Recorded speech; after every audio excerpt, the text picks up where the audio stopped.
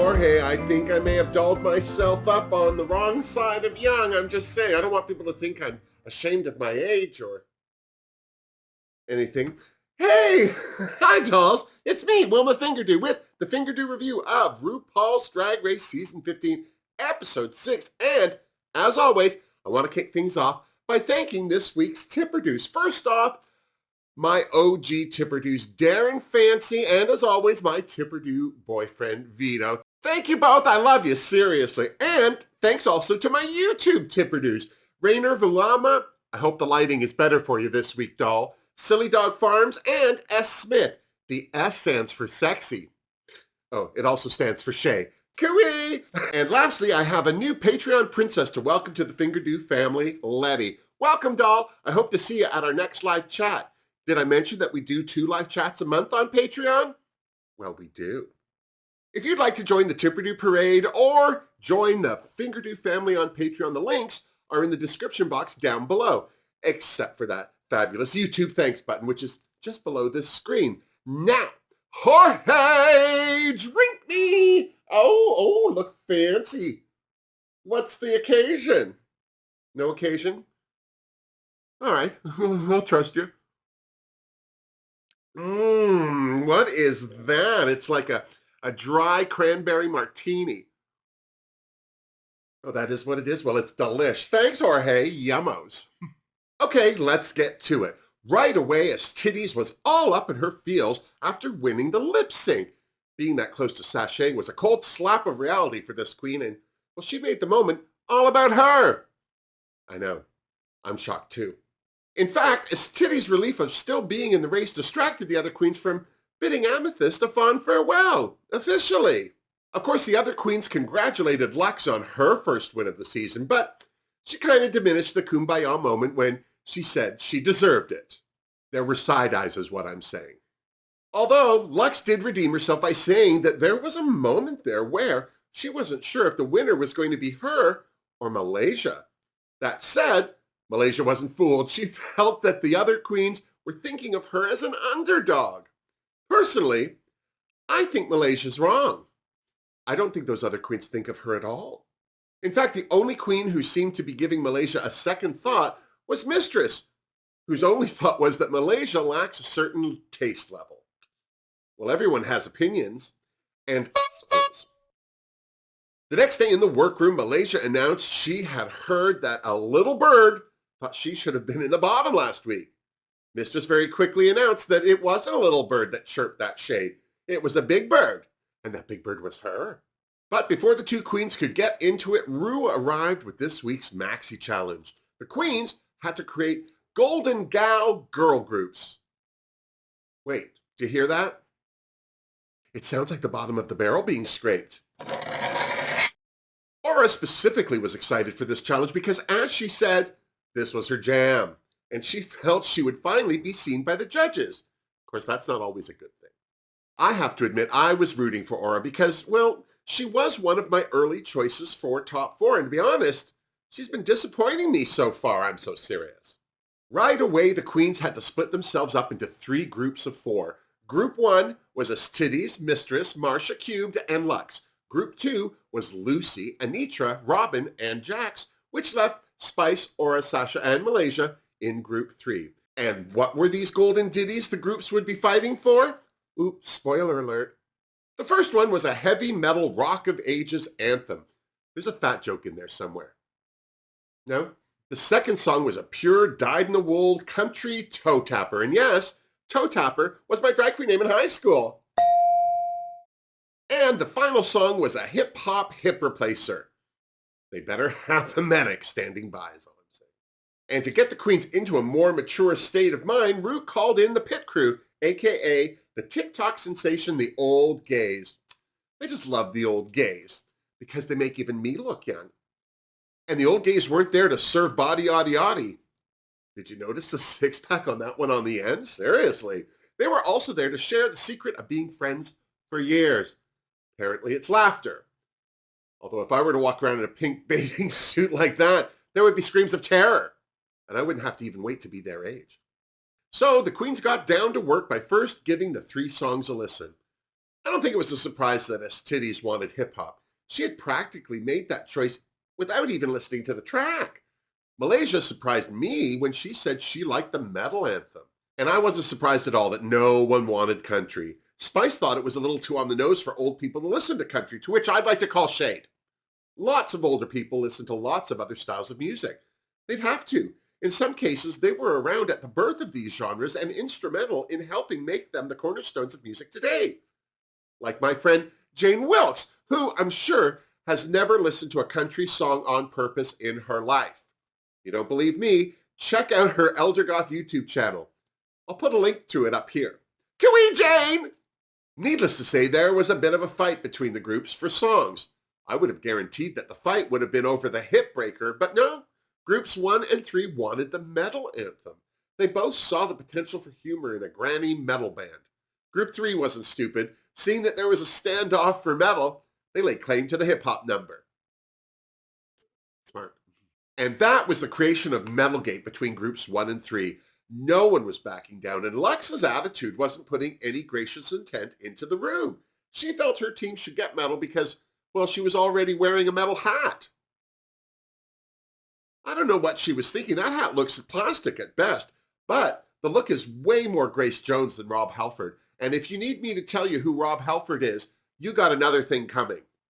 But Lux had met her match in Miss Sasha Colby, who didn't have a problem with country, but she did have a problem with the way it was being delegated by Lux. Her definition of OCP said it all. Oh, child, please. Malaysia was over it too. She had had enough of Lux being all caught up in herself after her first win, and that conniving mistress who seemed to be goading Lux on was wearing on her nerves too. To be honest, it was wearing on mine. I can just see the interwebs fallout for all the queens caught up in this senseless fighting. Seriously, interwebs, calm down. It's just a TV show. So, it all came down to drawing names from a hat, and Malaysia was beyond thrilled that she picked metal. The other team, all of a sudden, wasn't so invested and wondered why the other team was being so serious. All that time wasted, and the queens hadn't even started on their lyrics. At least the newly crowned Team Country had an agenda to do better than their rivals, Team Metal. Seriously. But Astides seemed to be the wrench in the works because she was already psyching her urban self out with her anti-country feelings. Can we all say self-sabotage? But she didn't have much time to worry because it was on to record their tracks with Leland and Freddie. For the most part, I thought all the teams did about the same. There seemed to be a weak link in every group. On Team Hip Hop, Robin was worried about pulling off a hip hop moment even though she said she's a vocalist. I don't know. For a vocalist, she didn't seem to do much singing. Country was next, and Marcia Cubed immediately dropped her Broadway resume to prove she wasn't the weakest link. Astides was. Well, at least she sang. Finally, Metal took to the mic. Leland warned them that they had picked the hardest theme, although none of them seemed to have a problem with it. Okay, Aura may have gotten in her own head by worrying about stripping her voice by yelling, but Leland felt she was on the right track. You see what I did there? Then it was on to choreo, which the teams were responsible for and had to work out in front of each other. Awkward. Hip-hop went first, and even with Lucy as their choreography, they spent most of their time figuring out if they would be using walkers or canes. Marcia Cubed was the choreographer for Team Country, and even though Malaysia was looking forward to seeing them struggle, Miss Cubed didn't do a bad job. Just say it. Metal went last, and Sasha's direction for their choreo was to rock it out. As Malaysia said, there's no cha-cha-chas in Metal. Unsurprisingly, Team Country was less than impressed. And then it was Elimination Day. As the queens got ready, Spice told Sasha that even though they joke about her age, she doesn't see her as being that old. Sasha talked about how many trans women don't even make it to her age, which in of itself is a sad thing because Sasha's only 37. Then Sasha told them what it was like for trans women and drag performers in Hawaii in the 70s. Oh my goodness. Trans women and drag queens had to wear buttons that said, "I'm a boy." Sounded like the Nazi invasion all over again. Everyone, right now, count your blessings. Seriously. Meanwhile, Mistress was still trying to mess with Malaysia by accusing her of copying her makeup style.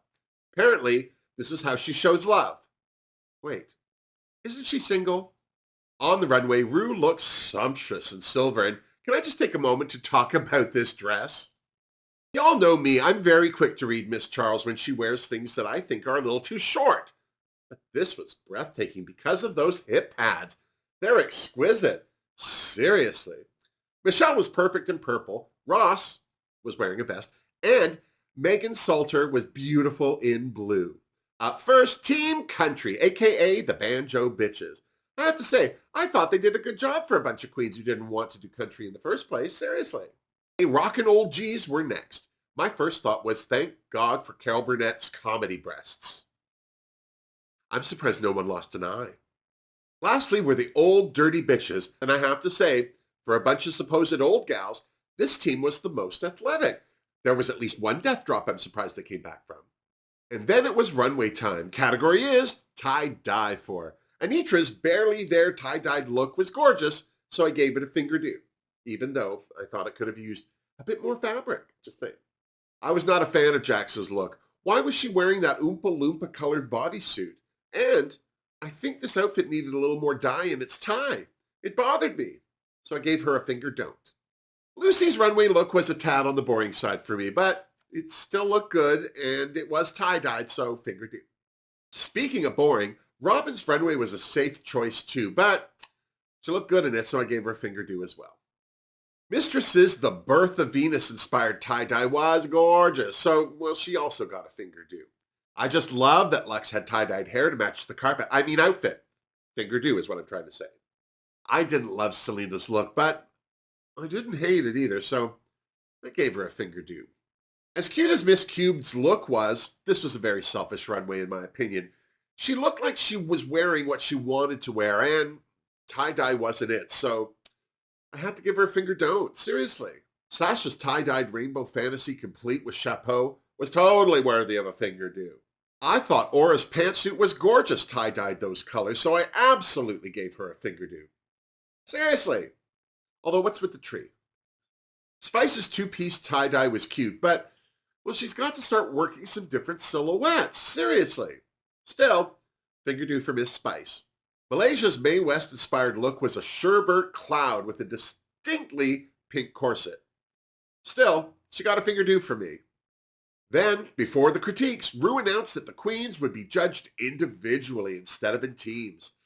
With that said, Lucy, Lux, Estides, Marcia, Spice, and Malaysia were safe, so they frigged off to the Untucked Lounge. Up for critiques first was Anitra, and even though everyone loved her runway, they did not love the fact that she kept forgetting her lyrics.